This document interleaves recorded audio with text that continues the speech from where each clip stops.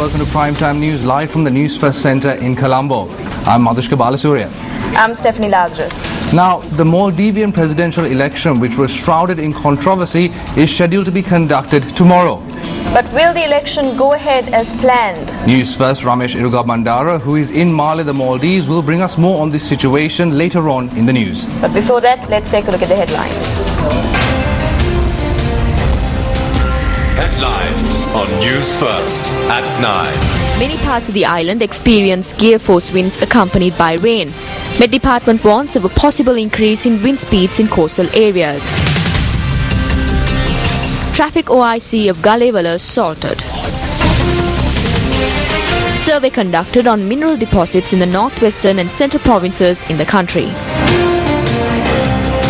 Anu Nayaka of the Askari chapter comments on the opposition. News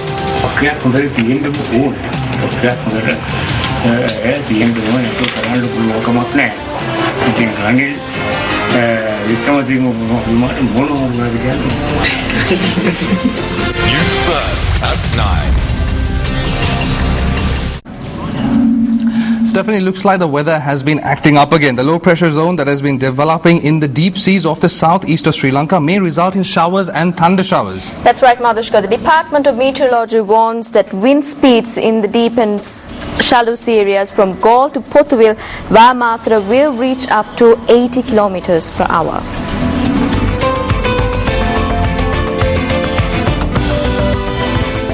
According to the Department of Meteorology, the low pressure zone located to the southeast of Sri Lanka continues to develop.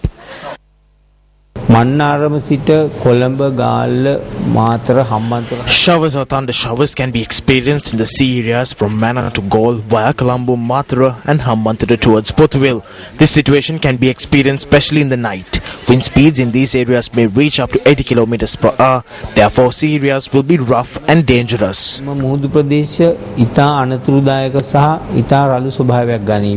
The highest rainfall of 144.8 millimeters was recorded in the Hindava area in Kurunegala in the past 24 hours, ending at 8:30 this morning. The Mahailupalam area recorded a rainfall of 87.5 millimeters, while a rainfall of 49.2 millimeters was recorded from Anuradhapura.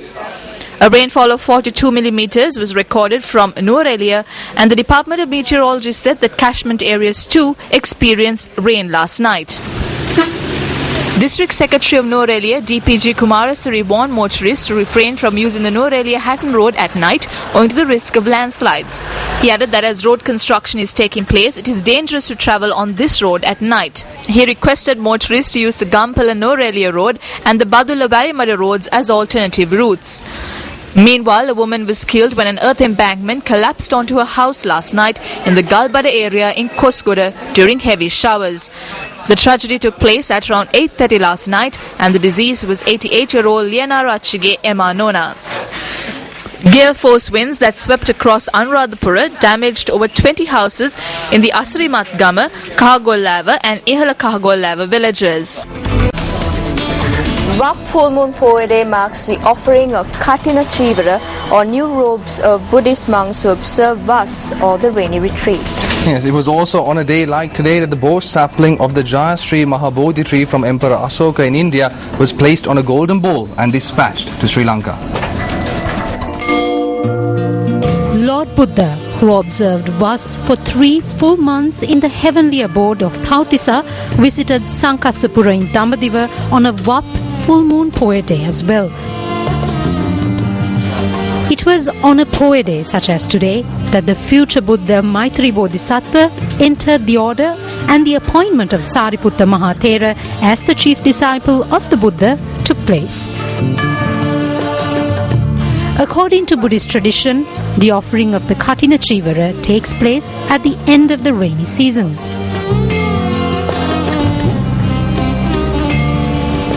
President Mahinda Rajapaksa paid homage to the historical Sittam Gallena Rajamahawihare in Warapitiya, Hambantota this morning. During his visit, the President also looked into the preparations that are underway for the Asala Maharandoli Perahara that will commence tomorrow. The President then called on Chief Incumbent of the historical Sittam Gallena Rajamahawihare, Venerable Agalabada Piyasiritera, and later engaged in religious observances.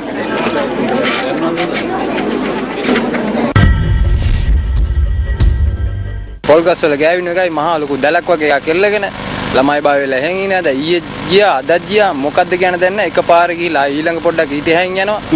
මේක මොකද්ද කියන්නේ ඉතින් අපි දන්නේ නැහැ. මේක කවුරු හරි එක අපිට පැහැදිලි කරලා දෙනවා නම් හොඳයි. A helicopter flying over the northwestern province has aroused much curiosity of the people residing in the area. Yeah, News First made inquiries into why this well-equipped helicopter was seen touring the area. When News First made inquiries in this regard, it was revealed that the helicopter is travelling over the skies in the northwestern province to explore for possible mineral resources. The Geological Survey and Mines Bureau said that license have been issued to a foreign company for this purpose. The Bureau noted that explorations are being conducted in the central and northwestern provinces for mineral resources. The Bureau said that explorations are being conducted in these provinces with the use of electromagnetic technology. This is the first time in Sri Lanka that a license holder is engaging in an exploration for mineral resources with the use of electromagnetic tracking technology. I must mention that this is being done by an Australian company.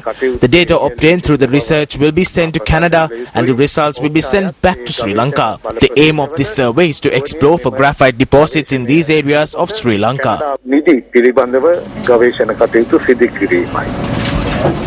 The traffic OIC of the Galewala police has been injured in an attack carried out by a certain group.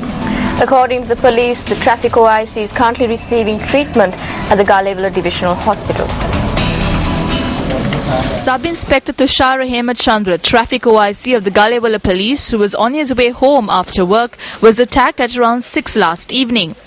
On the day before yesterday, during a case filed at the Dambulla court, the traffic OIC had requested that a driver be placed in remand custody on suspicion regarding a motor accident.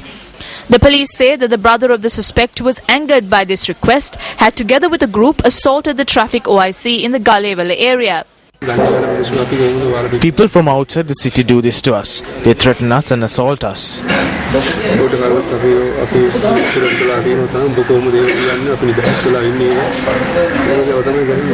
District Medical Officer of the Galewala Divisional Hospital, Dr. Jayashantha Wanigasekara, says the medical condition of the traffic OIC is improving. Police media spokesperson SSP Ajit Rohana says that 3 individuals have been identified in connection to the incident. Chairperson of the Central Provincial Council decided yesterday to postpone the appointment of the opposition leader of the council to the next council session, as there were 2 names proposed to the council. That's right. General Secretary of the United National Party had proposed the name of Ranjit Aluvihare, while a letter bearing the signatures of a group of councillors had proposed the name of Lucky Jayawardena. Ranjit Aluvihare explained about the situation that has arisen regarding the post of opposition leader of the Central Province.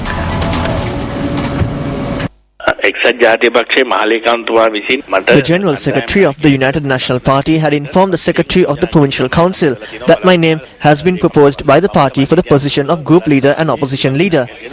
Legally, I should be appointed as the Opposition Leader of the Provincial Council. However, Lucky Jayawardena had presented a letter bearing the signatures of 12 people stating that he is the suitable person based on seniority. Positions such as these were not granted by the UNP based on seniority. If the party has reached a decision, that decision is forwarded to the Provincial Council. Therefore, I think this was forwarded in a wrong manner, and the chairperson too has taken a wrong decision to postpone it to another day. A separate seat was allocated for me and a separate room was handed over to me. Hence, I believe another person has not been appointed. Everyone in the Provincial Council and in the country now know that I have been legally appointed as the opposition leader of the Central Province. I have 47%. KK Piyadasa had 33% and Azad Sali had 28%. Lucky Jayawardena has nothing except his seniority. My father engaged in politics for 47 years. But when Karuja Surya was made deputy leader, we remained silent. Therefore, if one receives the majority vote and has come to a certain position, then one does not have to ask anything from anyone. The party will do its duty.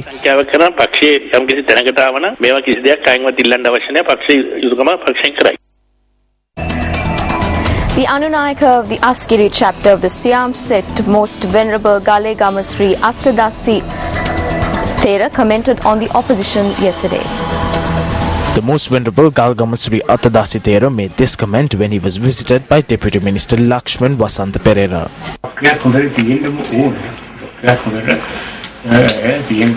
There should be a good opposition. If there is no proper opposition, there is no point of anything. I don't know what has happened to Ranil Wickremesinghe, who has fallen into this state. The United National Party is the first party to be formed. It was the political party of D.S. Senanayake. We have known about this party since our childhood. No one would like to see it destroyed. D.S. Senanayake was called the father of the nation. Dudley Senanayake was called the father who provided rice to the nation.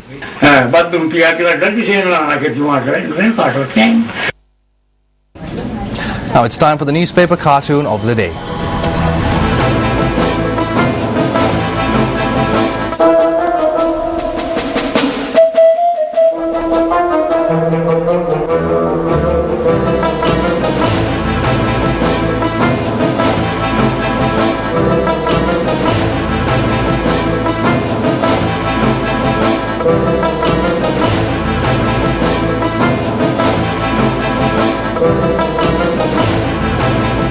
Another episode of the Saturn Political Debate program took place at the Stein Studio Complex in Rathabalana yesterday. Yes, and the topic of discussion was the economic outlook of the country. We think about the investments that this person by the name of Packer is going to bring in. However, if you are capable of putting a stop to the waste and theft that is pointed out by COPE, which is chaired by D.E.W. Gunasekara, who is from the government itself, you can save the investments that you are seeking from Packer. The Ceylon Electricity Board has around 19,265 million rupees. Then the Ceylon Petroleum Corporation has 94,000 million rupees. These are money of the taxpayers in the country. If the taxpayers' money is put to waste and if that can be stopped, you will not need of people like Packer. There is a journey that can be undertaken by putting a stop to this waste and placing a trust on the people's capabilities.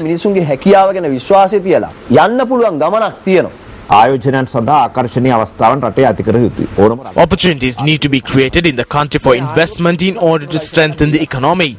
This government has not issued any licenses for casinos. It needs to be made clear that licenses will not be given. Only betting games are present in the country. If the fourth richest person in Australia is turning towards Sri Lanka, that means the investments that flow with him will also flow into the country. This is what the country needs. Not only in Sri Lanka, you cannot bring in investments to any country in the world if you are not open to such investments. We must try to stop the people in the village from betting. Did those who are in the government in probation make any attempts to stop the people of the village from placing bets? They were in power for a year. They should have brought in a proposal to stop it.